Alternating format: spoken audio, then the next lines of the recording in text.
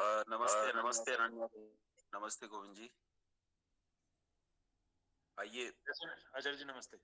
हाँ, किसी technical problem के कारण शायद संदीप जी नहीं आ पा रहे हैं, तो आइए हम कक्षा शुरू कर देते हैं, विषय शुरू कर देते हैं। संदीप जी का गीत कल के लिए रख देते हैं, कल पोस्टपोन कर देते हैं। आइए मंत्र पाठ करते हैं सब लोग मिलकर। ना माइक सब म्यूट रखेंगे। ओम विश्वानि देव सवितर दुरितानि परासुव यद भद्रं तन्न आसुव। ओम शांति शांति शांति। नमस्ते आप सभी को। कल हम लोगों ने ईश्वर पर चर्चा की थी। हमने चर्चा की थी, प्रथम पूर्व पक्ष पर चर्चा की थी। पूर्व पक्ष में हम लोग ये जानने का प्रयास करते हैं कि जिस तत्व के बारे में हम आज चर्चा करने के लिए इकट्ठा हुए हैं, जिस तत्व पर हम विमर्श करना चाहते हैं, उसके संबंध में समाज में किस तरह का नैरेटिव और किस तरह की बातें उपस्थित हैं। क्योंकि हम लोग स्वयं समाज का दर्पण हैं और भिन्न भिन्न प्रकोष्ठों से समाज के हम प्रस्तुत होते हैं, अभिव्यक्त होते हैं। तो हमारी जो अभिव्यक्ति है वो समाज की अभिव्यक्ति होती है। इसलिए हम लोगों ने ईश्वर के संबंध में जितनी तरह की बातें प्रचलित हैं, उन सभी बातों को यहाँ सबके बीच में रखा। उन पर हमने पूर्व पक्ष में कुछ तार्किक विश्लेषण भी किया। पूर्व पक्ष थोड़ा सा विचलित कर देने वाला होता है। सामान्यतः लोग ऐसा समझ लेते हैं, जब मैं विरोध करता हूं तो उन्हें लगता है कि सम्मुख बैठा व्यक्ति एक नंबर का आस्तिक है या एक नंबर का नास्तिक है, तो वो मुझे दूसरे पक्ष का समझ के और कई बार पूर्व पक्ष में आक्रमण भी कर देते हैं। लेकिन वो सामान्य बात है। जब तक ये न होगा तब तक हम ठीक ठीक सिद्धांत और ठीक ठीक निष्कर्ष पर नहीं पहुंच सकते। आइए हम ठीक निष्कर्ष पर पहुंचे। उसके लिए हमने कल पूर्व पक्ष किया। पूर्व पक्ष के बाद हमने कुछ सिद्धियां की, जल्दी जल्दी से दोहराएंगे और उम्मीद करता हूं कि कॉपी पेन आप पहले से ही लेके बैठे होंगे। अगर अगर कॉपी पेन आपने नहीं लिया हो तो मैं फिर से आग्रह करूंगा कि कॉपी पेन जरूर ले लें और कक्षा लिख लें ऊपर कि आज ईश्वर विषय कक्षा चल रही है। ईश्वर विषय कक्षा में पूर्व पक्ष हुआ। पूर्व पक्ष के बाद उसमें लिखना तो आपको ये भी चाहिए था कि पूर्व पक्ष में क्या क्या पक्ष निकल कर आए थे लोगों के। खैर वो नहीं लिखा तो कोई बात नहीं। और पूर्व पक्ष के बाद हम लोग चर्चा कर रहे थे ईश्वर विषयक सिद्धि पर कि क्या ईश्वर सिद्ध होता है। तो हमने जब प्रयास पूर्वक देखा तो हमने पाया कि ईश्वर तो सिद्ध होता है, ईश्वर की तो सिद्धि होती है। और ईश्वर की सिद्धि को जब हमने देखा तो उसमें जो जो चीजें सिद्ध हुई, सबसे पहले हमने सिद्ध किया कि संसार में कोई व्यवस्था बिना व्यवस्थापक के नहीं आ सकती, पहला सिद्धांत। दूसरा सिद्धांत हमने स्थिर किया था कि कोई भी व्यवस्था है तो वो व्यवस्था जितनी जटिल होगी, उसे बनाने के लिए व्यवस्थापक भी उतना ही अधिक बुद्धिमान चाहिए। यानी व्यवस्था की जटिलता उसके उस व्यवस्था के व्यवस्थापक की बुद्धि को प्रदर्शित करती है। बिना बुद्धि के कोई व्यवस्था नहीं आ सकती है, इसलिए व्यवस्था के लिए व्यवस्थापक चाहिए। दूसरा, व्यवस्थाएं जितनी जटिल होती जाएंगी उतनी ही अधिक बुद्धि की आवश्यकता होगी। इसके आधार पर हमने संसार में भिन्न भिन्न प्रकार की व्यवस्थाओं, मशीनों आदि को देखा और पाया कि कौन मशीन कितनी ज्यादा जटिल है और उसे बनाने के लिए कितनी बुद्धि की आवश्यकता होती है। इन्हीं मशीनों को ढूंढते हुए जब हमने संसार की सबसे जटिल मशीन की ओर देखा तो पाया कि मानव शरीर जैसी जटिलतम मशीन दूसरी संसार में नहीं है। अब उसे जो बनाने वाला है वो दुनिया में सबसे ज्यादा बुद्धिमान है, इसलिए हमने उसे सर्वज्ञ कहा। ये ईश्वर के संबंध में हमारा पहला सिद्धांत स्थिर हुआ था कि ईश्वर सर्वज्ञ है। दूसरा स्थित हुआ कि वो चेतन है। तीसरा सत। चौथा सर्वशक्तिमान। सर्वशक्तिमान जिसे अपने कार्य करने में किसी पदार्थ, व्यक्ति, वस्तु, पैगंबर, आडंबर किसी की आवश्यकता नहीं होती। जो बिना किसी पैगंबर आडंबर के अपने कार्यों को कर सकता है, उसे ईश्वर कहते हैं। सर्वज्ञ, चेतन, सत, सर्वशक्तिमान, निराकार। शरीर की भी आवश्यकता नहीं है उसे, किसी तरह के किसी कंपोनेंट की आवश्यकता नहीं। उसे रक्त की जरूरत नहीं, हम लोगों को जरूरत है, उसे जरूरत नहीं है। सर्वशक्तिमान के बाद सर्वव्यापक। यहां तक कि हमने सिद्धि की थी, ये 6 गुण हमने सिद्ध किए थे। आइए उससे आगे बढ़ने का प्रयास करते हैं और उससे आगे चीजों को समझने की कोशिश करते हैं। एक बार पुनश्च विश्वानी देव मंत्र का उच्चारण करते हैं और फिर आज के विषय की ओर बढ़ते हैं। ओम विश्वानि देव देव सवितर्दुरितानि परासुव यद् भद्रं तन्न आसुव। ओम शांति शांति शांति। मित्रों, कल से आगे बढ़ने की तरफ जब हम बढ़ते हैं तो हम इसे देखते हैं कि जो ईश्वर सर्वव्यापक है, जो सारे संसार में व्याप रहा है, कोई वस्तु जिससे खाली नहीं है, वो प्रत्येक वस्तु के भीतर विद्यमान है, प्रत्येक वस्तु के भीतर उपस्थित है। वह परमपिता परमात्मा हमने उसके गुणों की सिद्धि जो की, उसके गुणों की सिद्धि हमने की उसके कर्मों को देखकर, और जो कर्मों का करने वाला है उसे कर्ता कहते हैं। जब हमने सर्वज्ञता सिद्ध की तब यही तो सिद्ध किया था कि वो कर्ता है। तो जो कर्ता है वो कामों का करने वाला होने से कर्ता कहलाता है, इसीलिए एक नाम उसका कर्ता भी हो जाता है। अब क्योंकि ये पहले से ही नाम सिद्ध हो चुका है तो इस पर अधिक विश्लेषण करने की हमें आवश्यकता नहीं। बस थोड़ी सी चर्चा करेंगे कि वो काम को करता कैसे है, उसके काम के करने का पैटर्न क्या है, रीति नीति क्या है उसके काम के करने की। अब यहाँ एक बड़ी समस्या पैदा होती है कि हमने दो चीजें सिद्ध कर दी। एक सिद्ध कर दिया कि ईश्वर निराकार है और दूसरा सिद्ध कर दिया कि ईश्वर कर्ता है। अब बड़ी बात क्या आती है? बड़ी बात यह आती है कि जो निराकार है वो काम करेगा तो काम करने के लिए उसे हाथ पांव की जरूरत पड़ेगी। हाथ पांव है नहीं क्योंकि निराकार सिद्ध हो चुका है। तो फिर वो कार्यों को कैसे करता है, कैसे जाने कि वो कार्य करता है? जानना तो पड़ेगा कि काम को करता कैसे। जब काम को करने की उसकी परिपाटी को हम ढूंढने का प्रयास करते हैं तो संसार में ऐसे काम ढूंढने पड़ेंगे जिन कामों के पीछे कोई करने वाला दिखाई न देता।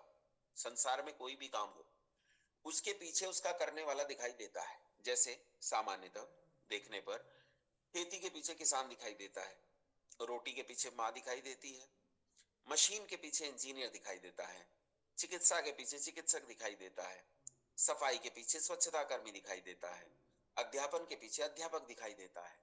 तो हमें ऐसा काम ढूंढना पड़ेगा जिसके पीछे कोई दिखाई न दे रहा हो और वो बुद्धिमत्ता पूर्ण तरीके से हो भी रहा हो। ऐसा काम क्या है संसार? ढूंढो, सोचो, ऐसा कौन सा कार्य है जिसके पीछे कर्ता का होना दिखाई नहीं देता? तो ऐसे बहुत सारे काम हैं, लेकिन उदाहरण के लिए मैं एक काम को आपके सामने रख देता हूं, और वो काम है कि वो अपने कार्यों को ऐसे करता है जैसे माँ के गर्भ में शिशु का निर्माण करता है। अब देखो, माँ के गर्भ में, मैं जब मेरी माँ के गर्भ में था तब मुझे कुछ भी पता नहीं था, लेकिन बाहर आने पर मैं बहुत सी बकवास करने लगा हूं। अब ये जो माँ के गर्भ में मेरी उपस्थिति थी, उस समय सोचो कि मेरी माँ के गर्भ में कितना सा स्थान रहा होगा जिसमें मैं पला हूं, बड़ा हूं। मैं अपनी माँ के गर्भ में उस 60-70 सीसी जगह में पड़ा था जहां बिल्कुल अंधकार था, गुप्त अंधेरा। अच्छा, मैं ही था उसमें। उस गर्भ के अंदर एक द्रव था जिस द्रव में मैं तैर रहा था। केवल मैं था, और कौन था वहां? कोई मैकेनिक, कोई इंजीनियर, कोई चिकित्सक, कोई वैज्ञानिक? कौन था? कौन हो सकता है? गुप्त अंधेरा है, दिखाई कुछ भी नहीं देता।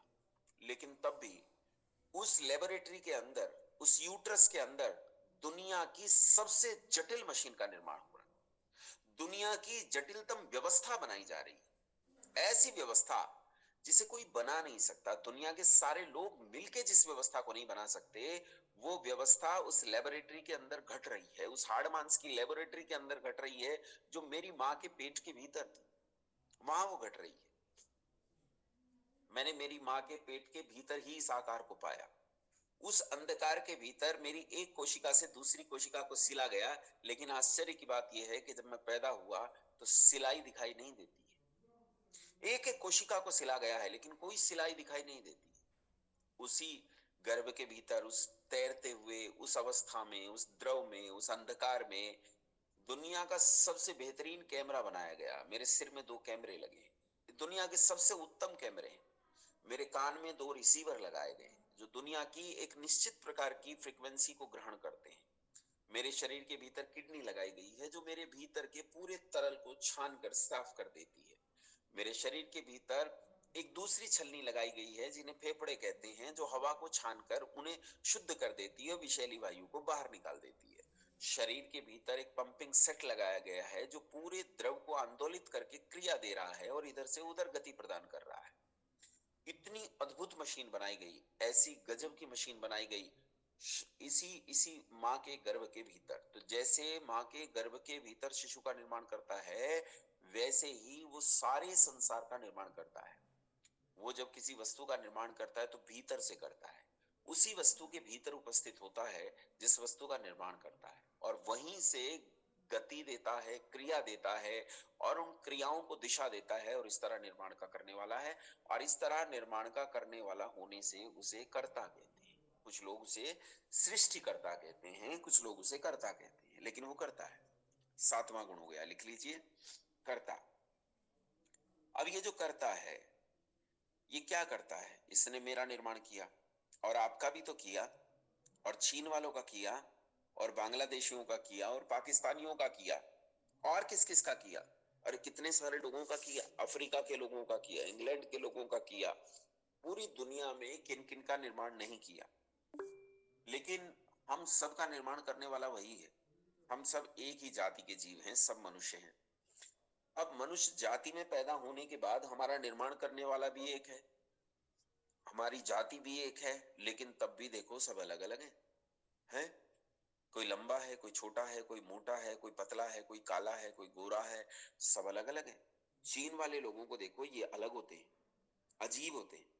अफ्रीका के लोगों को देखो, ये तो और ही अजीब होते हैं, हमारे जैसे तो बिल्कुल नहीं होते। ऑस्ट्रेलिया के लोग देखो तो ये वेल बिल्ड और अलग तरह के लोग होते हैं। इंग्लैंड के लोग देखो तो लाल लाल होते हैं। उधर चले जाओ, अमेरिका वगैरह में चले जाओ तो सफेद और काले रंग के दो तरह के लोग पाए जाते हैं। कोई तो इतना लंबा है कि शुरू होके खत्म होने का नाम नहीं लेता, और कोई तो इतना छोटा है कि बेचारा शुरू होता नहीं, खत्म पहले हो जाता है। ये कोरिया है, चाइना है, या और भी इसके आसपास का इलाका है बहुत सारा। अब विचार करो, जब मशीन एक ही है, जाति एक है, मनुष्य जाति, और सबका बनाने वाला भी एक है, तो फिर ये सारी भिन्नताएं क्यों हैं?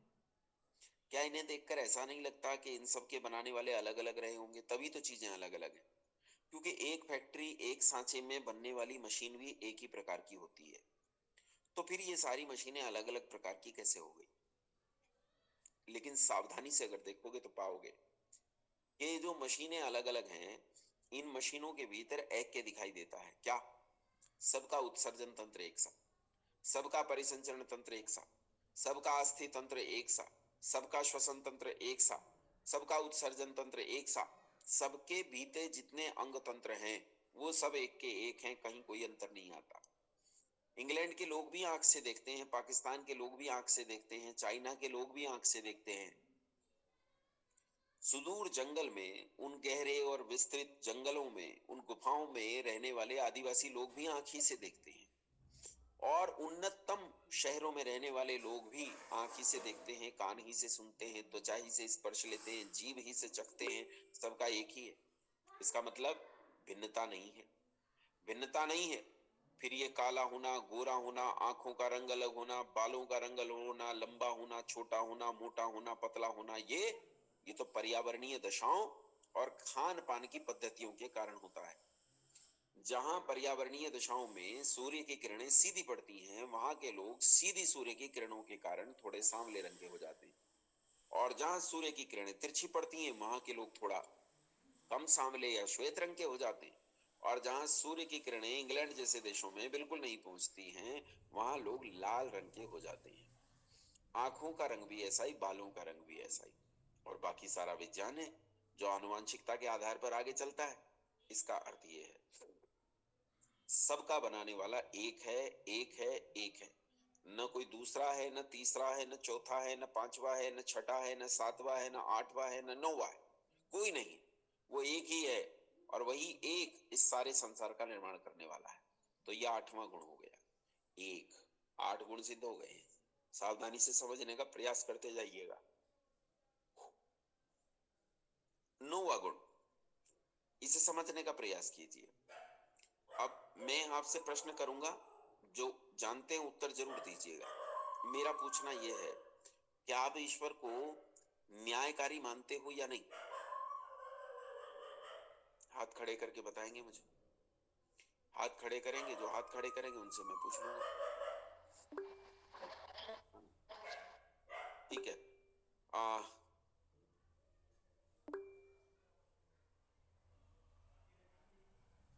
पुराने लोग हाथ खड़े ना किया कीजिए प्लीज। आपसे मैंने पहले भी एक बार कृपया अनुरोध किया था कि जो पुराने लोग हैं, पुराने लोग मतलब जो इन सिद्धांतों को पहले से जानते हैं, उनकी बात कर रहा हूँ। नए लोगों को अवसर दें, आपके हाथ खड़े करने से कोई लाभ नहीं होगा। रामनिवास शुक्ला जी, न्यायकारी मानते हैं ईश्वर को? रामनिवास शुक्ला जी, चलिए वो माइक अनम्यूट नहीं कर पाए। निधि अग्रवाल जी, निधि अग्रवाल जी। जी नमस्ते आचार्य जी। हाँ निधि जी, ईश्वर न्यायकारी मानती है क्या आप? जी बिल्कुल। अच्छा, कैसे न्यायकारी है? आचार्य जी ऐसा है कि जैसे मैंने कल आप परसों आपको बताया था कि मैं उस कर्म सिद्धांत को मानती हूँ। तो मतलब जी जैसे हमने जो अच्छे कर्म किए तो हमें उसका अच्छा ही फल मिलेगा, और जो बुरे कर्म किए हैं तो बुरा फल मिलता है। इसलिए ठीक, ईश्वर न्यायकारी है। ठीक है। देखो, ईश्वर न्यायकारी है, और ऐसा बहुत सारे लोगों ने हाथ खड़ा किया था। वो बहुत सारे लोगों का मैंने हाथ नीचे करवाया, लेकिन वो क्योंकि पहले से ही परिवार का हिस्सा है, आप नए परिवार के हिस्से बने हो, तो पहले से जानते हैं कि ईश्वर न्यायकारी है।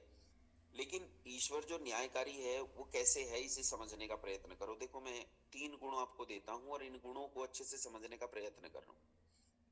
एक जज है, जज को न्याय करने के लिए एक तो चाहिए बुद्धि। बिना बुद्धि के जज न्याय नहीं कर सकता। प्रतिष्ठा जो होती है न्याय की, वो बुद्धि पर ही होती है। बुद्धि होगी तो न्याय कर पाएगा, नहीं तो नहीं कर पाएगा। मान लीजिए मैं ही हूं और मेरे बच्चों के बीच में झगड़ा हो जाए, विवाद हो जाए, तो मैं अपने बच्चों के बीच का झगड़ा और विवाद कैसे निपटाऊंगा? बुद्धि पूर्वक उनकी बातों को सुनूंगा, तर्क पूर्वक विश्लेषण करूंगा, मैं देखूंगा कि ये जो कुछ कह रहे हैं उसमें सच कितना है, झूठ कितना है, कौन झूठ बोल रहा है, कौन सच बोल रहा है, उसके बारे में जानना प्रारंभ करूंगा। और जब ये जानूंगा तो इसे जानने के लिए मुझे बुद्धि की आवश्यकता पड़ेगी। बिना बुद्धि के मैं न्याय नहीं कर सकता, पहली चीज। दूसरी चीज, केवल बुद्धि से काम नहीं होता है। बुद्धि के अलावा न्याय को लागू करने के लिए बल की भी आवश्यकता होती है। जैसे बहुत सारे गुंडे बदमाश हैं मान लीजिए, तो अगर उन गुंडे बदमाशों को हम देखें, तो गुंडे बदमाश अगर जज के पास बल न हो और जज उस बल का प्रयोग न करे, तो ये गुंडे बदमाश तो उसके अपने खिलाफ किसी बात को सुनने पर उसे मार ही डाले, है ना? इसीलिए उसके पास इतनी योग्यता होनी चाहिए कि वो लागू कर सके अपनी न्याय को। बुद्धि पूर्वक जिस न्याय को सोचा है उसे बल पूर्वक लागू कर सके। तीसरा, इसके भीतर कोई स्वार्थ नहीं होना चाहिए। यानी जो दो लोग जिनके बीच में न्याय कर रहा है, या दो व्यवस्थाएं, या दो समाज, या दो वर्ग, या दो घटक जिनके बीच में वो न्याय करने जा रहा है, उनमें से किसी एक घटक का वो पक्षधर नहीं होना चाहिए। अगर वो दोनों घटक के प्रति एकदम निस्वार्थ भावना से देखता है, निष्पक्ष भावना से देखता है, तो न्याय कर सकता है। यानी न्याय करने की 3 मुख्य कसौटियां हो गई। पहला, व्यक्ति बुद्धिमान होना चाहिए। दूसरा, व्यक्ति बलवान होना चाहिए। और तीसरा, वो निष्पक्ष होना चाहिए। इन 3 कसौटियों को रखने वाला व्यक्ति न्यायकारी होगा। अब ध्यान से सुनो, इसमें से एक चीज केवल हटा दो। क्या हटाना है? आप इसमें से केवल निस्वार्थ हटा दो। अगर व्यक्ति निस्वार्थ न हो और बलवान हो, बुद्धिमान हो, तो वही व्यक्ति अन्यायकारी हो जाएगा। न्याय और अन्याय में जरा सा भेद है, और वो भेद खड़ा है निष्पक्ष होने के ऊपर। जैसे मान लीजिए मैं पक्षपाती हूँ, मैं अपने बच्चे का पक्ष करता हूँ और दूसरे बच्चे का पक्ष नहीं करता। जब मेरे सामने मुकदमा आएगा तो मैं अपने बच्चे का भरपूर पक्ष करूंगा, और अगर दूसरा व्यक्ति सच्चा है तो उसके सच का भी दमन कर दूंगा। तो केवल बुद्धि और केवल बल, ये दो चीजें अगर उसमें निष्पक्षता नहीं है तो अन्याय का द्योतक होंगी, अन्याय खड़ा होगा। न्याय कब खड़ा होगा? जब बुद्धिमान भी हो, बलवान भी हो, लेकिन साथ साथ निष्पक्ष भी। ये तीनों गुण जिसमें होंगे, ये तीनों सरणी जिसके पास होंगी, 3 कसौटी जिसके पास होंगी, वो न्यायकारी होगा। अब उसकी बात कर लेते हैं जिसके बारे में चर्चा कर रहे हैं। बुद्धि में कैसा है? सर्वज्ञ। शक्ति में कैसा है? सर्वशक्तिमान। और जो सारी चीजों को बनाकर उनके बाहर भीतर ओतप्रोत हो रहा है, क्या उसका अपना कोई स्वार्थ होगा? क्या वो किसी एक पक्ष, एक घटक का व्यक्ति हो सकता है? नहीं हो सकता। तो वो निस्वार्थ है। ध्यान से सुनो, वह सर्वज्ञ है, सर्वशक्तिमान है और निष्पक्ष है। वह न्यायकारी ही होगा। वो इच्छा पूर्वक भी कुछ और नहीं हो सकता। उसे न्यायकारी होना ही पड़ेगा, क्योंकि ये 3 शर्तें उसे न्यायकारी होने के लिए बाध्य करती हैं। वो न्यायकारी ही होगा। एक चीज और भी समझने की जरूरत है, वो बुद्धि में पूर्ण है, बल में पूर्ण है और निष्पक्षता में भी पूर्ण है, इसलिए उसका न्याय भी पूर्ण होता है। उसके न्याय में कोई दोष नहीं होता। एक गीत गाते हैं हमारे लोग, कहते हैं मेरे दाता के दरबार में सब लोगन कर खाता, जिसकी जैसी करनी वैसा ही फल पाता। मेरे दाता के दरबार में सब लोगन कर खाता। कहते हैं मेरे दाता के दरबार में सब लोगों का खाता है। जो जैसा करता है उसे वैसा ही पुण्य या पाप मिलता है, उसे वैसा ही हानि या लाभ मिलता है। अब इसे समझने का प्रयत्न करें। अगर ये समझ में आ गया तो आपको दुनिया में कोई पाखंड में नहीं फंसा सकता। ये समझ लीजिए, जैसा कर्म करते हैं वैसा फल देगा। अगर आपने बुरा कर्म किया है तो पनिशमेंट देगा, अगर आपने अच्छा कर्म किया है तो उसका सुख देगा। अब कोई ये कहे कि भाई मैं जो हूं मैंने गलती तो कर ली, लेकिन मैं जाके माफी मांग लूंगा तो मुझे मुक्ति मिल जाएगी। अब सोचो, जज के सामने एक हत्यारे को लाया गया। इस उदाहरण को सावधानी से सुनेंगे सब लोग, इधर उधर ध्यान नहीं रखेंगे, ध्यान केवल मेरी ओर रखेंगे और इस बात को बहुत सावधानी से सुनेंगे, क्योंकि ये बहुत बारीक बात है। ये समझ में आ गई तो सब कुछ समझ में आ जाए। एक हत्यारे को जज के सामने लाया गया और जज ने उसके गुनाह को देखते हुए, उसके अपराध को देखते हुए उसे फांसी दे दी। फांसी पाकर ये आदमी डर गया और ये जज से कहता है कि जज साहब मैं आपको 50,000 रुपए की रिश्वत देता हूं, आप मुझे छोड़ दीजिए। जज 50,000 रुपए की रिश्वत लेकर इसे छोड़ देता है। अब सोचो, ये न्याय हुआ या अन्याय? अगर जज रिश्वत लेकर छोड़ दे तो न्याय या अन्याय? एक क्षण के लिए माइक को अनम्यूट करेंगे, मैं सबसे पूछना चाहता हूँ, अनम्यूट करेंगे। अन्याय।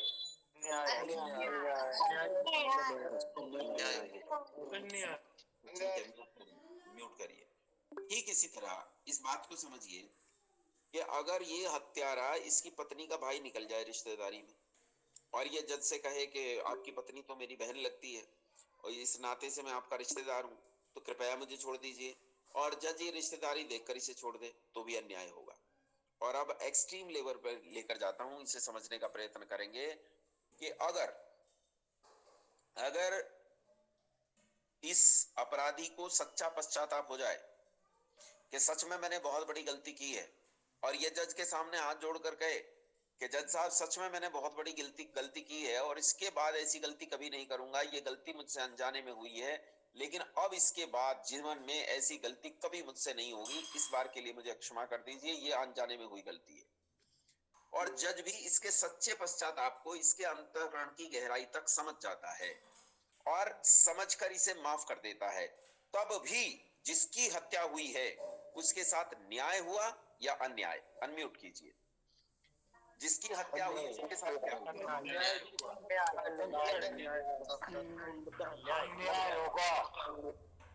म्यूट कर दीजिए। ये बिल्कुल सही बात है, सावधानी से सुनिए। मान लीजिए मेरे बच्चे की किसी ने हत्या कर दी और बाद में उसे एकदम सच्चा पश्चाताप हुआ और वो जज से कहता है कि मुझे माफ कर दीजिए, और जज उसके सच्चे पश्चाताप को देखकर उसे माफ कर दे, लेकिन मेरा जो बच्चा मरा है उसकी तो हत्या हो गई ना। उसकी हत्या का परिणाम क्या?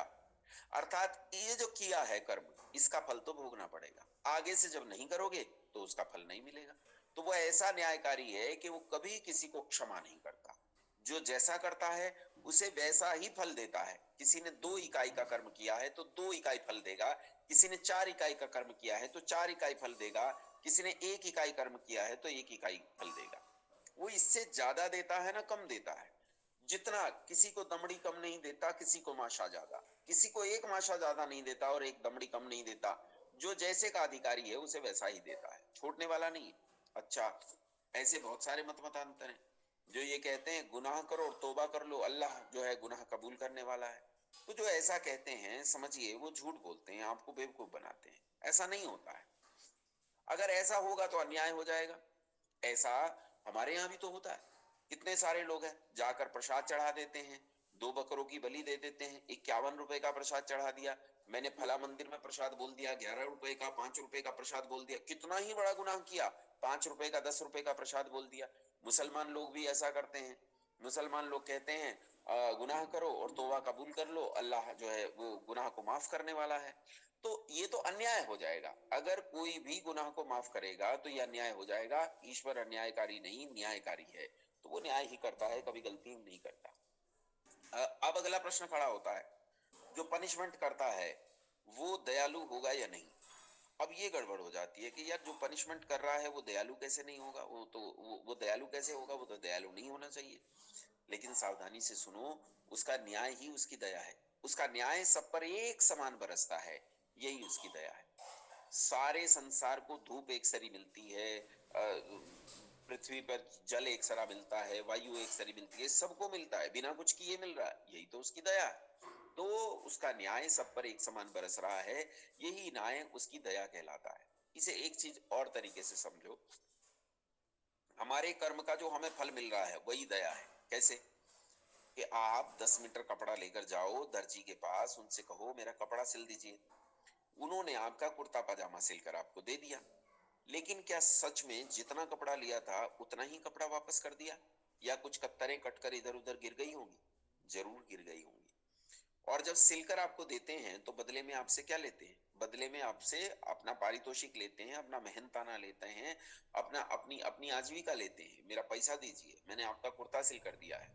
लेकिन सुनो सावधानी से, ईश्वर हमारे कर्मों का हमें पूरा पूरा परिणाम देता है, कोई कत्तर बचाकर अपने पास नहीं रखता, और बदले में हमसे कोई फीस कोई शुल्क भी नहीं लेता, ये उसकी दया है। तो जैसे वो पूर्ण न्यायकारी है, वैसे ही वो पूर्ण दयालु भी है। अभी समझने का प्रयत्न करेंगे। 10 हो गए, जल्दी जल्दी से गिन लेते हैं। जिन्होंने लिखा है वो अपनी लेखनी उठाकर चेक करेंगे। वही है क्या? सर्वज्ञ, चेतन, सत्य, सर्वशक्तिमान, सर्वव्यापक, नहीं माफ कीजिए, निराकार। निराकार, सर्वव्यापक, कर्ता, एक, न्यायकारी और दयालु। कितने हो गए? 10 हो गए। अब आगे चलते हैं, अब जल्दी जल्दी देखते हैं। जो निराकार है, वो निराकार वो वस्तु होती है जिस वस्तु का कोई परमाणु नहीं होता। जैसे हम पूछें कि ईश्वर निराकार कैसे है, तो वैसे निराकार है जैसे आकाश निराकार है। आकाश दो प्रकार का होता है, एक तो भूमि से लेकर 6000 मीटर की ऊंचाई तक जिसमें वायुमंडल भरा हुआ है, इसे वायु वाला आकाश कहते हैं। लेकिन इसके ऊपर 6000 मीटर के ऊपर जो बिल्कुल शून्य है, जहां निर्वात है, वायु नहीं है, वहां कोई परमाणु नहीं है, वो आकाश, उसे निर्वात कहते हैं। तो जैसे वो निर्वात निराकार है क्योंकि उसका कोई परमाणु नहीं है, स्पेस खाली जगह है, जैसे वो निराकार है वैसे ही ईश्वर भी निराकार है। जो निराकार है उसके परमाणु नहीं होते, और जिसके परमाणु नहीं है भैया, तो कोई वस्तु बन रही है तो परमाणुओं के मिलने से बनती है। अब जिसके परमाणु ही नहीं है, इसका मतलब वो कभी बनी नहीं है, इसका मतलब वो हमेशा से है, उसका जन्म नहीं हुआ, वो हमेशा से है। और जिसका जन्म नहीं हुआ उसे अजन्मा कहते हैं। 11वां लिख लीजिएगा, उसे अजन्मा कहते हैं जिसका जन्म नहीं हुआ। और जिसका जन्म नहीं हुआ उसका क्या नहीं होता? एक गुण और सिद्ध हो जाता है, उसका क्या? मृत्यु किसकी होती है? मृत्यु उसकी होती है जो जन्म लेता है। अब इसका जन्म ही नहीं हुआ, जन्म ही नहीं हुआ, तो फिर ये अमर है। तो 2 गुण यहां सिद्ध हो गए, 11वां और 12वां। अजन्मा है, अमर है। अजय जिसका जन्म नहीं हुआ उसकी कोई शुरुआत नहीं है, जिसकी शुरुआत नहीं है उसे अनादि कहते हैं, और जिसकी शुरुआत नहीं उसका अंत भी नहीं होता, इसलिए उसे अनंत कहते हैं। 14 हो गए, लिखते रहना, फिर बाद में पूछूंगा तो गड़बड़ हो जाएगी। 11वां अजन्मा, 12वां अमर, 13वां अनादि और 14वां अनंत। अब सुनो, जिसके परमाणु ही नहीं है उसके कणों का होना तो संभव ही नहीं, तो उसके जैसे दूसरे पदार्थ का भी होना संभव नहीं, इसलिए उसमें मिलावट नहीं हो सकती, और जिसमें मिलावट नहीं हो सकती उसे शुद्ध कहते हैं, एकदम शुद्ध है। तो यहाँ 3 शब्द लिखेंगे, शुद्ध, ये इसमें मिलावट संभव नहीं है, पवित्र, और एक है निर्विकार, है ना? निर्विकार भी वही है जिसमें मिलावट नहीं हो सकती या बिगाड़ नहीं आ सकता, क्योंकि बिगाड़ उसमें आता है जिसके परमाणु, तो वो क्योंकि बिना परमाणु वाला है इसलिए ऐसा हो गया। अच्छा, अभी तक जैसे गुण मैंने बताए ऐसे गुण वाला दूसरा कोई एक ही पदार्थ संसार में नहीं है, इसलिए इसे अनुपम कहते हैं, अर्थात इसकी किसी वस्तु से तुलना नहीं की जा सकती, ये अनुपम है। यही सारे संसार का निर्माण करने वाला है, तो सबका आधार होने से इसे सर्वाधार कहते हैं। ठीक है? और क्योंकि सारे संसार में कार्य करने का सब प्रकार का सामर्थ्य उसमें मौजूद है, तो सामर्थ्य के कारण ईश्वर कहा जाता है। तो क्योंकि सब प्रकार का सामर्थ्य है इसलिए उसे सर्वेश्वर कहते हैं। ईश्वर का मतलब है सामर्थ्य वाला, तो वो सब प्रकार के सामर्थ्य वाला है इसलिए उसे सर्वेश्वर कहते हैं। अच्छा, जिसके परमाणु नहीं, जो मरता नहीं, जन्म नहीं लेता, तो क्या वो पुराना पड़ेगा? कभी पुराना नहीं पड़ता। और जो पुराना नहीं पड़ता उसे कहते हैं अजर, ये कभी पुराना नहीं पड़ता। इसके जितना न ताकतवर कोई है, न बुद्धिमान कोई है, न इसके जैसा कोई है, तो ये किससे डरेगा? इसलिए इसके भीतर कोई डर नहीं है, इसे अभय कहते हैं। और ये अजन्मा है, हमेशा से है, हमेशा तक रहेगा, इसलिए इसे नित्य कहते हैं, सनातन कहते हैं, शाश्वत कहते हैं। तीन चीजें लिख लो, जो हमेशा से हो, हमेशा तक रहने वाला हो, उन तीन शब्दों से प्रकट करते हैं, नित्य, सनातन, शाश्वत। बस हो गया। ये लगभग मोटा मोटी मैंने 23-24 गुण आपके बीच में प्रस्तुत किए हैं। कोई मुझे बताएगा एक बार माइक अनम्यूट करके संख्या कितनी हो गई है? मैंने गिना नहीं। 21 हो गई है गुरुजी। 21 हो गए, ठीक है। तो ये जो 21 गुण मैंने आपको सिद्ध किए हैं, क्या इन 21 गुणों को सिद्ध करने में मैंने एक बार भी ईश्वर का, किसी वेद का, किसी शास्त्र का, किसी धर्म ग्रंथ का, किसी कुरान का, किसी बाइबल का, किसी का सहारा लिया? कभी कोई सहारा मैंने नहीं लिया। ये मैंने विज्ञान के आधार पर सिद्ध किया, तर्क के आधार पर, ऊहा के आधार पर सिद्ध किया, और सिद्ध होता है कि ईश्वर है और ऐसा ऐसा है। तो अब तक तो मैंने ईश्वर का जिक्र नहीं किया था, लेकिन अब करता हूं। जिसमें ये 21 गुण मौजूद हैं उसे ईश्वर कहते हैं, और जिसमें इन 21 गुणों में से एक गुण भी कम हो उसे ईश्वर नहीं कहते। एक भी कम हो उसे ईश्वर नहीं कहते। मान लीजिए हम कहते हैं वो सर्वशक्तिमान नहीं है, तो ईश्वर नहीं हो सकता। मान लीजिए वो न्यायकारी नहीं है, तो ईश्वर नहीं हो सकता। मान लीजिए वो चेतन नहीं है, तो वो ईश्वर नहीं हो सकता। ईश्वर वही होगा जिसमें ये 21 गुण हैं, क्योंकि ये 21 गुण सिद्ध होते हैं। ये मैंने किसी संप्रदाय की भावना से नहीं लिखे हैं, मैं सांप्रदायिक होकर नहीं सोचा है। मैंने तो प्रश्न खड़े किए हैं, ईसाइयों पर भी, मुसलमानों पर भी, यहाँ तक कि हिंदुओं पर भी। मैं हिंदुओं में पैदा हुआ हूँ, मैंने उन पर भी प्रश्न खड़े किए हैं, और तब जाकर ये हमारे सामने निश्चित निष्कर्ष पहुंचा है कि ये 21 गुण वाला ही ईश्वर होता है। इसमें से एक भी गुण कम हो वो ईश्वर नहीं हो सकता। सोचो, अगर मैं ही तुमसे कहने लगूं कि देखो मैंने तुम्हें कितना सारा ज्ञान दिया, अब मैं तो ज्ञानी आदमी हो गया, तो मैंने आपको दिया, मैं गुरु हो गया, और मैं ईश्वर हूं और मैं ही गुरु, तो क्या आप मुझे ईश्वर मान लोगे? तो मानने से पहले मुझ में ये गुण घटा कर देखो। अगर मुझ में ये गुण घटते हैं तो मैं पक्का ईश्वर हूं, और मुझ में ये गुण नहीं घटते तो मैं ईश्वर नहीं हूं। अब सोचो, क्या मैं सर्वव्यापक हूं? नहीं हूं भाई, थोड़ी सी जगह में आ जाता हूं। ईश्वर तो सब जगह सर्वव्यापक है, मैं तो सर्वव्यापक नहीं हो सकता। क्या मैं सर्वशक्तिमान हूं? अच्छा, 2-4 लोगों से कुश्ती में जीत भी जाऊं तो उससे क्या होता है? कई लोग तो पकड़ के मुझे पीट देंगे, खूब अच्छा खासा कुश्ती में पटक देंगे, तो इसका मतलब मैं तो ईश्वर नहीं हो सकता, मैं सर्वशक्तिमान नहीं। क्या मैं सर्वज्ञ हूँ? मैं थोड़ी सी बातें जानता हूँ और बहुत सारी बातें नहीं जानता, इसलिए मैं सर्वज्ञ भी नहीं हूँ। तो ना तो मैं आज ईश्वर हूँ, बहुत कुछ जानकर अल्पज्ञ से बहुज्ञ तो हो सकता हूँ, लेकिन कभी सर्वज्ञ नहीं हो सकता। इसलिए ना मैं आज ईश्वर हूँ और ना मैं कभी ईश्वर हो सकता। मेरी सत्ता अलग और ईश्वर की सत्ता अलग, हम दोनों की सत्ता एकदम अलग अलग है, हमारा आपस में कोई तालमेल नहीं है। तो इसलिए सावधानी से ध्यान रखो कि 21 गुण जिसमें हो उसे ही ईश्वर कहते हैं। अब जल्दी से आस्तिक की परिभाषा कर लेते हैं और फिर आगे बढ़ते हैं। आस्तिक किसे कहते हैं? तो लोग कहते हैं जो ईश्वर को मानता है उसे आस्तिक कहते हैं, लेकिन सुनो, केवल मानने से बात नहीं चलेगी। जो ईश्वर को मानता है और ठीक ठीक जानता है उसे आस्तिक कहते हैं, लेकिन इतने से भी बात नहीं बनेगी।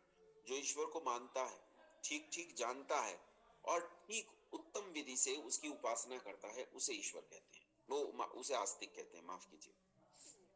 अब विचार करो कि जो मानता ही नहीं है उसका तो कितना दोष है, उसे तो समझाने की जरूरत है कि उसे समझाया जाए। अच्छा, जो मानता तो है लेकिन जानता नहीं है, अब अगर वो उपासना न करे तो उसका ज्यादा दोष नहीं, क्योंकि बेचारा जानता नहीं है।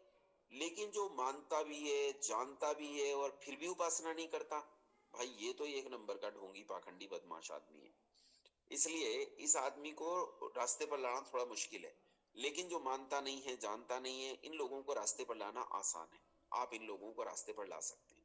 इसलिए हम सबको आस्तिक बनने का प्रयास करना चाहिए और कभी नास्तिक न रहना चाहिए। तो याद रखो, ईश्वर के जो गुण मैंने आपके बीच में रखे, सच्चित और आनंद के आधार पर, ईश्वर सच्चिदानंद स्वरूप, निराकार, सर्वशक्तिमान, न्यायकारी, दयालु, अजन्मा, अनंत, निर्विकार, अनादि, अनुपम, सर्वाधार, सर्वेश्वर, सर्वव्यापक, सर्वांतर्यामी, अजर, अमर, अभय, नित्य, पवित्र और सृष्टिकर्ता है, उसी की उपासना करनी योग्य है। उसके अलावा संसार में किसी पदार्थ की, किसी व्यक्ति की, किसी वस्तु की, किसी पैगंबर की, किसी नीम की, किसी हकीम की उपासना करना योग्य नहीं है। उपासना केवल उसी की करना योग्य है जिसमें ये 21 गुण मैंने आपके सामने प्रस्तुत किए। मेरा विषय यहाँ समाप्त होता है ईश्वर सिद्धि का। अब मैं आपके प्रश्न आमंत्रित करता हूँ, ये हमारा प्रश्न काल है। अब कुछ भी प्रश्न जो हमारा चल रहा है इससे संबंधित कुछ भी प्रश्न मुझसे पूछने के लिए स्वतंत्र हैं। आप मुझसे प्रश्न पूछ सकते हैं। प्रश्न पूछिए। हाथ खड़े करेंगे, मैं एक एक व्यक्ति के पास आऊंगा और आपसे प्रश्न पूछूंगा, आपका प्रश्न लूंगा। अपने आप बीच में घुसकर प्रश्न नहीं पूछेंगे। गोविंद जी, गोविंद जी। जी आचार्य जी। मैं लीव करके जुड़ता हूँ एक बार, बस 2 मिनट के लिए। ठीक है आचार्य।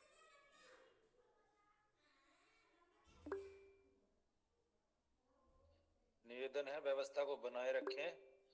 जिनका नाम आचार्य जी ले कृपया करके वही माइक खोले, अन्य लोग माइक ना खोलें।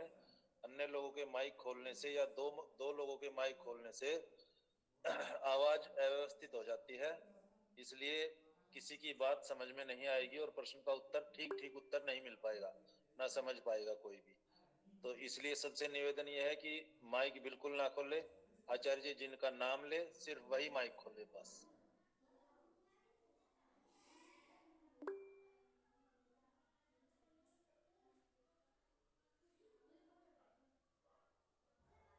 जी जी, माफ कीजिए, मैं 2 मिनट के लिए बाहर गया था। तो अमित जी से पूछ लेते हैं। पहला हाथ अमित जी का उठा है। अमित जी प्रश्न और सीधे प्रश्न पूछेंगे कृपया। अमित जी, अमित जी आपने नमस्ते। नमस्ते आचार्य जी। नमस्ते जी, मेरा प्रश्न सबसे पहले ये है, अगर आपको आचार्य जी अगर किसी भी क्षण आपको ये लगे कि मैं गलत हूं तो मेरे को म्यूट कर दीजिएगा, परमानेंट चाहे रिमूव कर दीजिएगा, ठीक है। मेरा सबसे पहले ये है कि आपने कहा कि मानव की रचना को देख के लगता है कि ये जटिल है और इसका कोई निर्माता है, ठीक है। आचार्य जी आवाज आ रही है? आवाज आ रही है, आप प्रश्न पूछिए। हाँ। तो आचार्य जी आपने कहा था कि मनुष्य के 2 हाथ हैं, मतलब कि, और हम अपने शरीर के अंदर कोई बदलाव नहीं चाहते, ठीक है।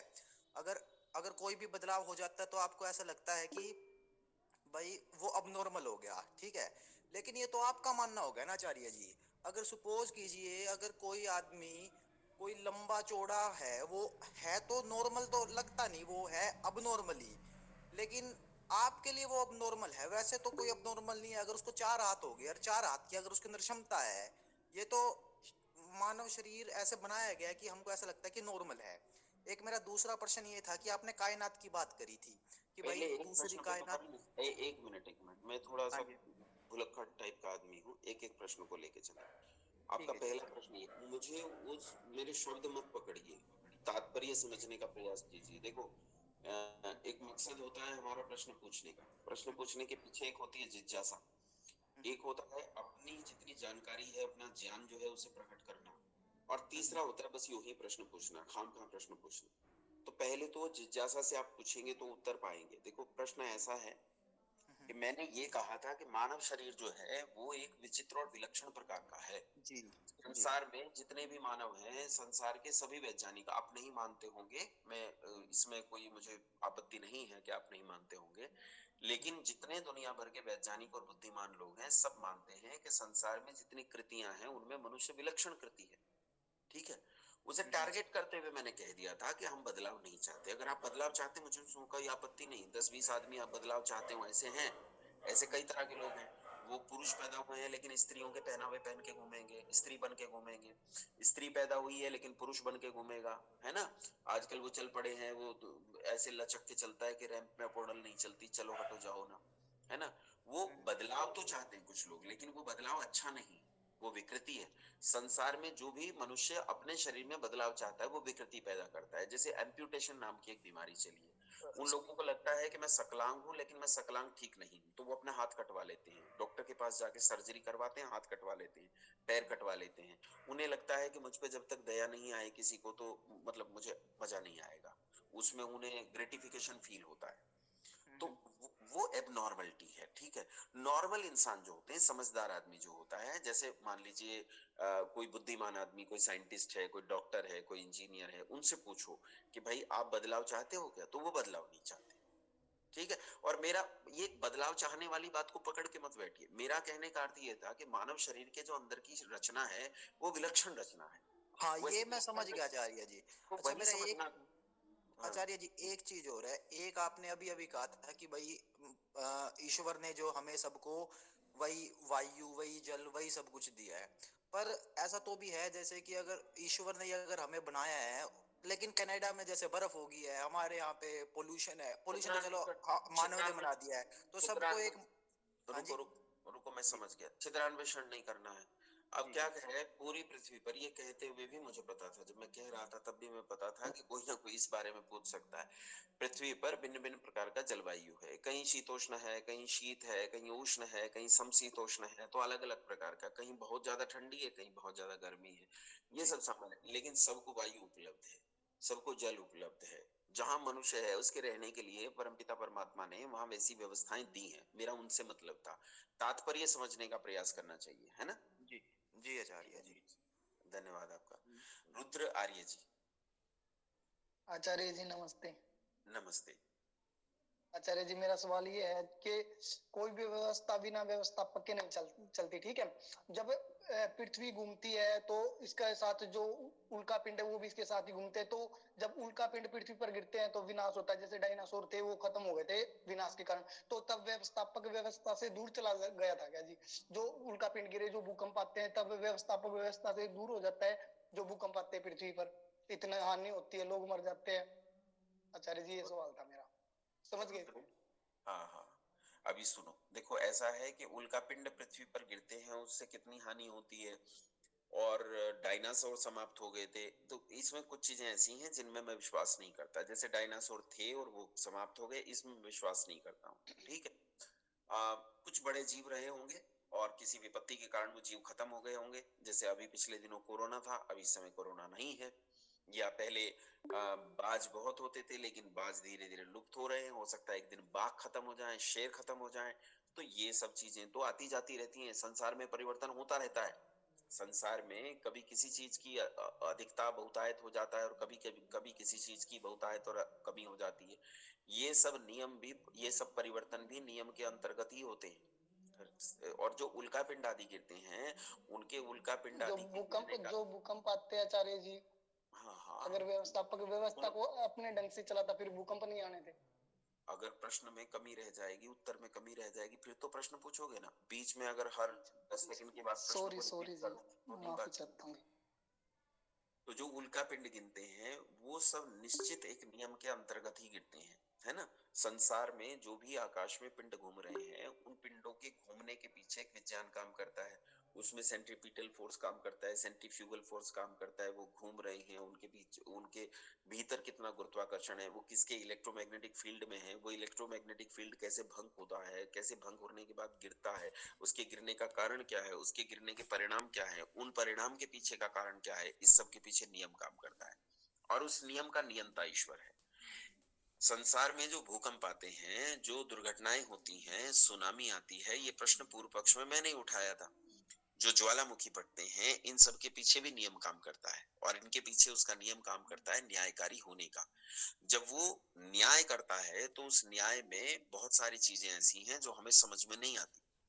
वो कैसे समझ में आएंगी, तो मैं एक पूरा का पूरा एक चैप्टर लूंगा।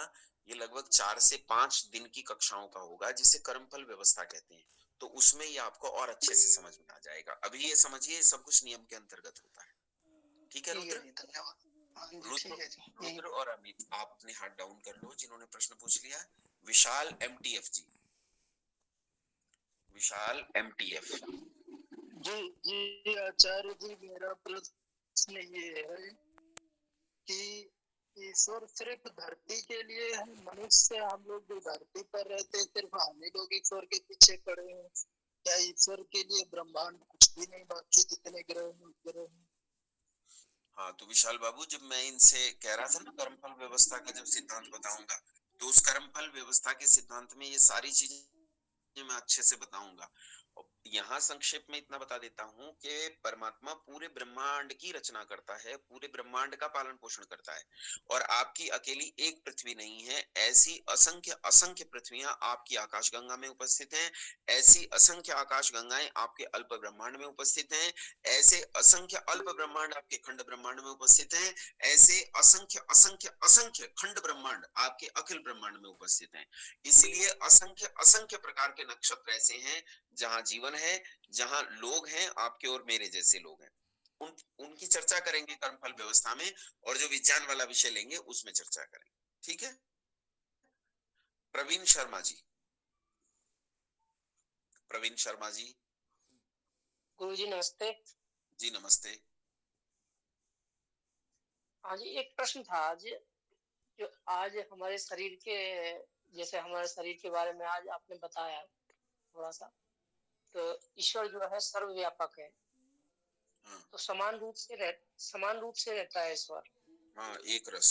तो हाँ, एक जैसा।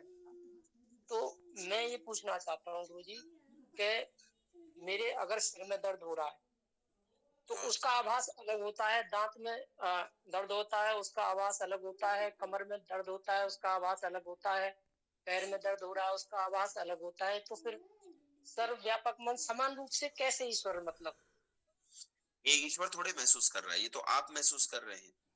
ठीक है। आप एक ऋषि हैं, इसी शरीर में रहते हैं, और इसी शरीर में भी आपके रहने का एक निश्चित स्थान है जहां आप रहते हैं। वो आत्मा वाला विषय जब लेंगे तो उसमें बताएंगे, लेकिन ये तो आप महसूस कर रहे हैं। आपका मन, आपकी इंद्रियां, आपकी कर्मेंद्रियां, ज्ञानेंद्रियां, उनके माध्यम से आप तक बात पहुंच रही है। इससे ईश्वर का कोई लेना देना नहीं। ईश्वर तो उस दर्द को उत्पन्न करने वाला है। आपने कोई कर्म किया होगा, उसके कर्म के परिणाम या प्रभाव स्वरूप उसने दर्द को उत्पन्न कर दिया। फल स्वरूप तो आगे मिलेगा, फल तो अभी नहीं, लेकिन परिणाम और प्रभाव अभी उत्पन्न कर दिया है। वो परिणाम और प्रभाव के रूप में आप दर्द को महसूस कर रहे हो, और भिन्न भिन्न अंगों में होने वाले दर्द की अभिव्यक्ति भिन्न भिन्न प्रकार से होती है, और आपकी आत्मा तक वो दर्द वैसा ही अलग अलग प्रकार से पहुंचता है। इसमें ईश्वर का कोई संबंध नहीं है। अच्छा जी। नीतीश बंसवाल जी। नीतीश बंसवाल जी। नमस्ते आचार्य जी। नमस्ते आचार्य जी, मैं अपने प्रश्न के लिए शुरू में ही क्षमा मांगता हूँ। आचार्य जी, मेरा प्रश्न है कि भगवान सर्वशक्तिमान, सर्वव्यापक, सारे गुणों के साथ होने पे भी वो सिर्फ किसी की इच्छा को वो नहीं करता, क्योंकि वो फिर पारदर्शी हो जाएगा कि कोई धन मांगे तो ना उसको धन देगा, कोई बल मांगे ना उसको बल देगा। ईश्वर का एकमात्र जो मुझे काम दिखता है वो न्याय करना। तो ईश्वर की उपासना क्यों करनी चाहिए? अच्छा, ईश्वर की उपासना क्यों करनी चाहिए? देखो, इसमें ऐसा है कि वैसे तो ये उपासना विषय में मैं और अच्छे से बताऊंगा, लेकिन अभी नीतीश इतना समझो। एक तो पहले बेटा आप अच्छे से समझो, नीतीश के क्षमा मांगने की जरूरत नहीं होती।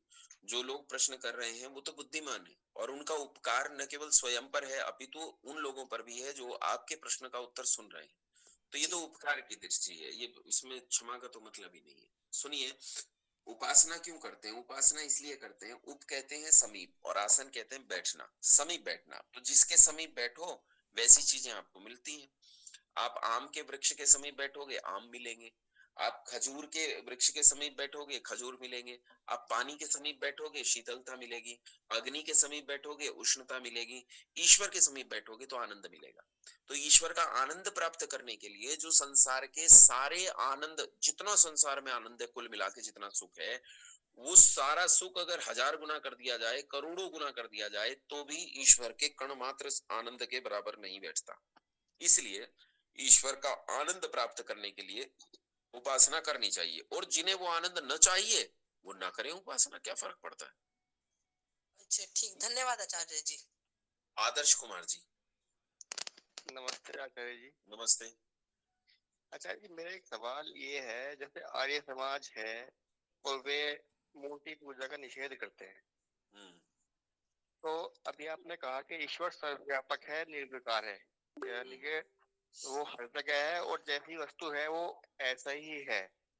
तो मेरा मानना ये है कि जो लोग मूर्ति पूजा करते हैं, मूर्ति के सामने हाथ जोड़ के पूजा करते हैं, तो मेरा तो मानना ये है कि जो वो पत्थर की जो मूर्ति है उसमें भी तो ईश्वर है सर। हाँ है ही, सही है तो मूर्ति पूजा तो मूर्ति पूजा निषेध निषेध फिर किस लिए किया जाता है? इसमें आपके प्रश्न में गलती है आदर्श जी। प्रश्न में गलती ये है कि आपने ये प्रश्न आर्य समाज के लोगों से पूछा है, तो ये तो आर्य समाज के लोगों से पूछना चाहिए। मैं तो गुरुकुल का व्यक्ति हूँ, मैं उनके बारे में तो क्या बताऊंगा, लेकिन मैं ऋषियों का पक्ष आपके सामने रख सकता हूँ, है ना? वही चाहिए। ऋषि ब्रह्मा है, पाणिनि है, पतंजलि है, दयानंद है, उनका पक्ष में आपके सामने रख सकता हूँ। तो पक्ष ये है कि ईश्वर सर्वव्यापक है। अब मैं आपसे कुछ प्रश्न पूछूंगा, मेरे प्रश्न का उत्तर देते जाएंगे। मूर्ति देखी है आपने?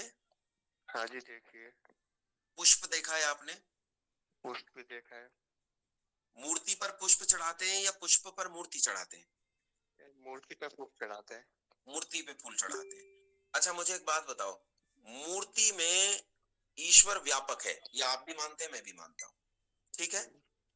तो ये 50 पैसे हो गए इस बात के कि भाई मूर्ति में ईश्वर व्यापक है। अब दूसरी बात, ईश्वर से संबंधित चीजें देख रहा हूँ, मूर्ति को बनाया किसने आदर्श जी? मनुष्य ने या ईश्वर ने? मनुष्य ने बनाया है। हाँ, ये 50 पैसे कम रह गए, यानी मूर्ति का मूल्य केवल 50 पैसे बना, क्योंकि ईश्वर मूर्ति में व्यापक है, लेकिन मूर्ति को बनाया मनुष्य ने है। अब मैं आपसे प्रश्न पूछता हूँ, फिर से उत्तर दीजिएगा, पुष्प में ईश्वर व्यापक है या नहीं? व्यापक है। अच्छा, पुष्प को बनाया किसने है? ईश्वर ने। ईश्वर ने। तो 50 पैसे बनाने के और 50 पैसे व्यापक होने के, 1 रुपए का तो पुष्प हो गया और 50 पैसे का मूर्ति हो गया। तो इसलिए शायद वो लोग खंडन करते होंगे, मुझे खैर उनका नहीं पता है वो क्यों खंडन करते हैं, वो उनसे पूछिएगा। लेकिन ऋषियों का पक्ष ये है कि संसार में ईश्वर जिन चीजों में व्यापक है और ईश्वर ने जिन चीजों को बनाया है, उनकी पूजा सर्वथा करनी चाहिए। तो मूर्ति पूजा निषेध नहीं है? नहीं, अभी मूर्ति पूजा पे मैं चर्चा करने के लिए नहीं बैठा हूँ, यहाँ तो केवल ईश्वर पे चर्चा हो रही थी। मैंने आपको बता दिया कि मूर्ति में पुष्प की तुलना में एक गुण कम है। ये बताओ, मूर्ति पर पुष्प चढ़ाएं कि पुष्प पर मूर्ति? मूर्ति पर पुष्प चढ़ाते हैं। क्यों? ईश्वर के प्रति ज्यादा चीजें किसमें मिली, ज्यादा गुण किसमें मिले? पुष्प को बनाया भी ईश्वर ने, पुष्प में ईश्वर व्यापक भी है। मूर्ति में ईश्वर व्यापक है, लेकिन मूर्ति को बनाया मनुष्य ने है। नहीं, जिस मिट्टी से, जिस पत्थर से मूर्ति को बनाया गया है, वो भी तो ईश्वर के द्वारा बनाई गई है ना। हाँ ठीक है। अब ठीक है ना, मैंने अपना पक्ष रखा आपके सामने, जो ऋषियों का पक्ष था वो रख दिया, आर्य समाज वालों का आर्य समाज वालों से पूछना। लेकिन मैं आपको ये कहता हूं कि आप धीरे धीरे प्रयास करते जाइए, तो दर्शन आपको समझ में आता जाएगा। आप बुद्धि अच्छी लगा रहे हैं, बहुत अच्छे से समझ में आ रहा है आपकी। आप 3-4 विषय और करेंगे, आपको और अच्छे से चीजें क्लियर हो जाएंगी। ठीक है, धन्यवाद आदर्श जी। आदर्श कुमार शर्मा जी।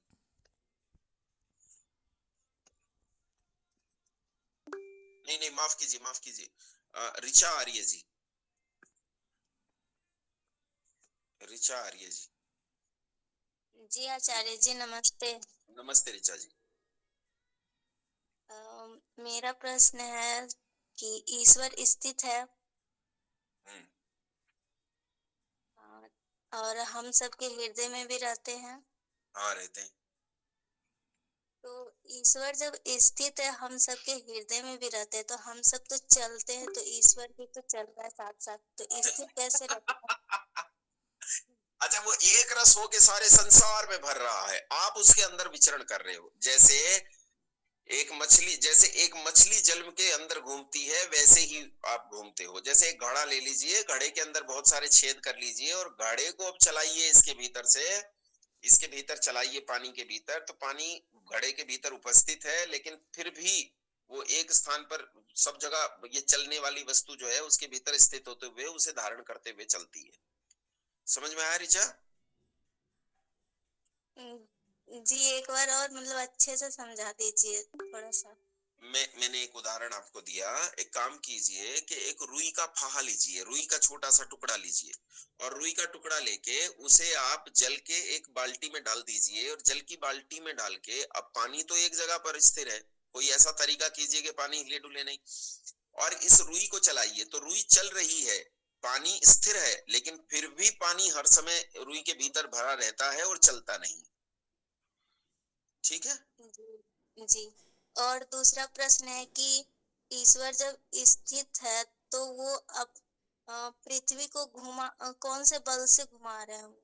बेटा पहले तो ये स्थित है वाली बात तुम स्वयं लाए हो, ये मेरी सिद्धियों में तो नहीं आई। जो 21 गुण मैंने बताए उनमें तो ये नहीं आई है ना। ये तुम अपने आप कहीं से लेके आए हो और उस पर प्रश्न कर रहे हो। फिर भी तुम्हारी बात भी सही है, क्योंकि गति तो उसमें होगी जिसे कुछ काम करने के लिए हिलने डुलने की जरूरत पड़े तो बिना हिले डुले काम कर सकता है। अब ईश्वर अपनी निर्माण शक्ति के माध्यम से ही, अपनी संकल्प शक्ति के माध्यम से ही संसार का निर्माण करता है। ईश्वर का स्वभाव है संसार का निर्माण करना, तो वो अपनी संकल्प के माध्यम से, अपने ईक्षण के माध्यम से संसार का निर्माण कर देता है। ठीक है। दिनकर कुमार जी, दिनकर कुमार जी। जी आचार्य जी नमस्कार। नमस्ते। जी आचार्य जी, मेरा प्रश्न ये है कि ईश्वर न्यायकारी भी है, तो उसको न्याय करने में पुनर्जन्म की क्या आवश्यकता है? जैसे मेरा प्रश्न ये है, मैंने गलती किया इस जन्म में। दिनकर जी रुकिए, मैं समझ गया आपका प्रश्न। इस जन्म में गलती की है तो इसी जन्म में मुझे परिणाम क्यों नहीं दे देता, उसके लिए मुझे अगले जन्म की आवश्यकता क्या है? इस प्रश्न का उत्तर कर्मफल के सिद्धांत में, ये यहाँ का प्रश्न है ही नहीं, ये कर्मफल विषय का सिद्धांत का प्रश्न है।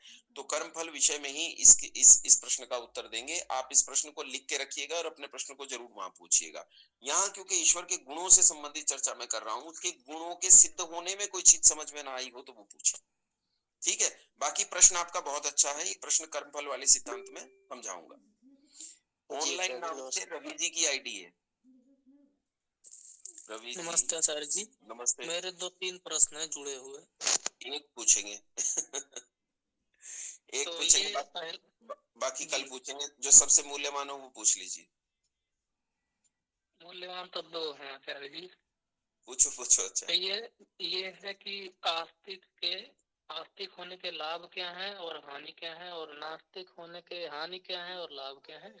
और दूसरा है कि ईश्वर जो है ये सब जो मतलब चला रहा है, हमें बना रहा है, सारे कुछ जो है कर्म फल दे रहा है, सारे कुछ जो है देख रहा है, तो ये तो मतलब एक नॉर्मल हो गया कि ये न्याय करेगा ही, कि कोई गड़बड़ कर रहा है तो उसको फल देगा, सही कर रहा है तो उसको फल देगा। ये करते हुए भी बहुत फ्री है, उसे कोई टेंशन नहीं, कोई खुशी नहीं, कोई कुछ नहीं, है ना। तो फिर भी ये सब ये क्यों कर रहा है? मतलब वो बिना किए भी तो वो फ्री रह सकता था। ठीक है, सुनो फटाफट दोनों प्रश्नों का उत्तर। पहला प्रश्न है आस्तिक होने के लाभ और हानि क्या है। हानि कोई नहीं है, लाभ ये है आप समाज के लिए कल्याणकारी रहते हो, आप समाज की कोई हानि नहीं करते हो, समाज आपसे प्रसन्न रहता है, समाज आपके कारण समाज में कोई विकृति उत्पन्न नहीं होती। एक दूसरा आस्तिक होने का लाभ है आप ईश्वर की उपासना करते हो, उससे ईश्वर का आनंद भोगते हो। तीसरा लाभ ये है आप ईश्वर का आनंद भोगते हो तो संसार के सुख और दुख से दूर हो जाते हो। चौथा ये है कि इस ईर्ष्या राग द्वेष से मुक्त होकर और परमानंद में चले जाते हो, कभी लौट कर नहीं आओगे। मतलब एक निश्चित कालावधि है जिसे कभी नहीं तक कह देते हैं, उतनी लंबी कालावधि के बाद लौट के आओगे तो वो कभी नहीं के बराबर है। तो कभी लौट के नहीं आओगे और जन्म मरण के आवागमन से मुक्त हो जाओगे। तो आस्तिक होने के लाभ बहुत सारे, यहाँ गिनते गिनते थक जाऊंगा। दूसरा आपने कहा, क्या था प्रश्न आपका, कि ईश्वर को ये सब करने की जरूरत क्या है। जब ईश्वर पर इन सब चीजों का कोई प्रभाव ही नहीं पड़ता है तो ईश्वर इन सब चीजों को कर क्यों रहा है। तो वैसे उपासना विषय का प्रश्न है, फिर भी यहाँ ले लेता हूँ। मैं आपसे प्रश्न पूछता हूँ, रवि जी मेरे प्रश्न का उत्तर देंगे माइक को अनम्यूट करके अपने। जल को अगर अग्नि पर डाल दें तो क्या होगा? भाप बनेगा, बुझ जाएगी अग्नि। अच्छा हाँ, उस तरीके से बुझ जाएगी। हाँ ठीक है। अच्छा, अगर जल को गर्म करके अग्नि पे डाल दें तो क्या होगा? तो भी बुझेगी, बुझ जाएगी। अच्छा, इतना गर्म करें कि खौलने लगे, किसी के ऊपर डालने से ये पानी भी किसी को जला सकता है, ऐसे खोलते हुए जल को अग्नि पर डाल दें तो भी क्या होगा? बुझेगा ही। अच्छा, अगर इसे इतना गर्म करें कि इसकी भाप बन जाए और उस भाप का अग्नि पर स्प्रे कर दें, अब भी अग्नि बुझ जाएगी। अब मैं आपसे ये पूछता हूँ, मेरा प्रश्न आपसे ये है कि जल को इस अग्नि को बुझाकर क्या लाभ है? मैं बताता हूँ। जल का स्वभाव है अग्नि को बुझा देने का, ये लाभ और हानि के लिए कुछ भी नहीं करता है, ये प्राप्ति और खोने के लिए कुछ भी नहीं करता। जल का स्वभाव है कि वो अग्नि को बुझा देता है। सृष्टि का निर्माण करना ईश्वर का स्वभाव है, वो इच्छा से नहीं करता, लाभ और हानि के दृष्टिकोण से नहीं करता। ठीक है, चलिए जी ये तो बहुत सिंपल उत्तर हो गया। अच्छा, मतलब इसमें और कुछ तो बढ़िया बात है ना, ये तो बढ़िया बात है, सरल उत्तर सरल उत्तर होना तो बढ़िया बात है, मुश्किल और जटिल उत्तर होना गलत बात है। आचार्य जी लास्ट हम पूछ लेते हैं, उपासना विषय में इस प्रश्न को और अच्छे से समझा। नहीं ये दूसरा है छोटा सा, ये जो नास्तिक की बात है इसमें आपने नहीं बताया हानि क्या है, तो फिर भी ये जो इतने सारे नास्तिक हैं यहाँ पे संसार में, तो ये लोगों की बुद्धि क्यों नहीं चलती है इतना सब कुछ बताने के बावजूद? ये क्या कर्म फल है या उनको जो है ऐसा प्रारब्ध है या फिर ईश्वर जो है किसी तरीके से उनका दिमाग ही नहीं चलने देता? पुरुषार्थ नहीं, ऐसा बिल्कुल नहीं है, ये अल्लाह वाली बात नहीं है कि उसने उसकी बुद्धि को बांध दिया है। पुरुषार्थ की कमी है। कई बार क्या होता है कि पुरुषार्थ की कमी होने से हमारा उस तरफ पुरुषार्थ ही नहीं है। जब उस तरफ पुरुषार्थ नहीं तो उसे समझने के लिए हम तर्क और ऊहा भी नहीं करते हैं। जैसे आपने देखा होगा कुछ लोगों की भोजन में रुचि नहीं होती, तो जिनकी भोजन में रुचि नहीं होती तो भोजन अच्छे से नहीं बना पाते, जिनकी रुचि होती है वो अच्छे से बना पाते हैं। तो अब कोई कहे भाई इसे भोजन बनाना क्यों नहीं आता, भाई ये पुरुषार्थ नहीं करता, अगर पुरुषार्थ करेगा उस तरफ का तो भोजन बनाना सीख जाएगा। कई लोग होते हैं उन्हें ड्राइविंग करनी अच्छे से नहीं आती है, कई होते हैं ऐसे कमाल के ड्राइवर होते हैं, बिठाओ तो वो क्या माइकल शूमाकर की तरह गाड़ी चलाता है। तो ये क्यों नहीं कर पाता? पुरुषार्थ की कमी है। वो अपने दिमाग को फोकस कहाँ कर रहा है इस पर डिपेंड करता है, उसने जिस चीज पर फोकस किया है। अब जैसे नास्तिक आदमी है, भला भी हो सकता है, एक नास्तिक है बहुत बढ़िया आदमी है, बहुत भला आदमी है, किसी की हानि नहीं करता, लेकिन उसका फोकस किस पर है? उसका फोकस अपने काम पर है, वो काम पर ही फोकस करता है। उससे कहो भाई ईश्वर सुख वो सब चीजें, वो कहता मेरा उस तरफ दिमाग ही नहीं है, इसलिए मैं वो होना भी नहीं चाहता। बोलो ठीक है, अगर वो पुरुषार्थ करेंगे तो ऊहा और तर्क से ईश्वर को पालेंगे, इसमें कोई संदेह नहीं। और उपासना आदि विषय आएंगे, उसके आगे कर्मफल विषय आएगा, तो उस कर्मफल विषय में अन्य उपकरणों से भी ईश्वर की सिद्धि पर हम चर्चा करेंगे, जिसमें नास्तिकों की बात और अच्छे से समझ में आएगी। ठीक है, हमारा समय समाप्त हो गया है। कल जिन लोगों के हाथ आज खड़े हैं, जिन लोगों के हाथ आज खड़े हैं, इनके प्रश्न रह गए हैं, तो कल पूरा दिन हम प्रश्न काल ही लेंगे। तो कल सब लोग उपस्थित होंगे। सुबह मेरी फ्लाइट है और फिर मैं कल और परसों वहीं रहूंगा गुजरात में, और परसों वापसी की फ्लाइट है शाम को, तो हो सकता है परसों को हमें छुट्टी करनी पड़े, लेकिन कल प्रश्न काल रहेगा। और एक प्रांजल जी कह रहे थे शास्त्र कुलम की सूचना मीटिंग की, वो सोमवार। हाँ, वो दे दीजिए, वो सारे संयोजकों को दे दीजिए, अभी सबको नहीं देनी है शास्त्र कुलम की सूचना, केवल संयोजकों को सूचना दीजिए। संयोजक सब उसमें शामिल हो जाएंगे, और सारे कार्यकर्ता हमारे जो लगभग 200 के आसपास हैं, वो सब कार्यकर्ताओं को दे दीजिए। ठीक है। विश्वानि देव सवितर दुरितानि परासुव यद भद्रं तन्न आसुव। ओम शांति शांति शांति। नमस्ते आप सभी को, नमस्ते।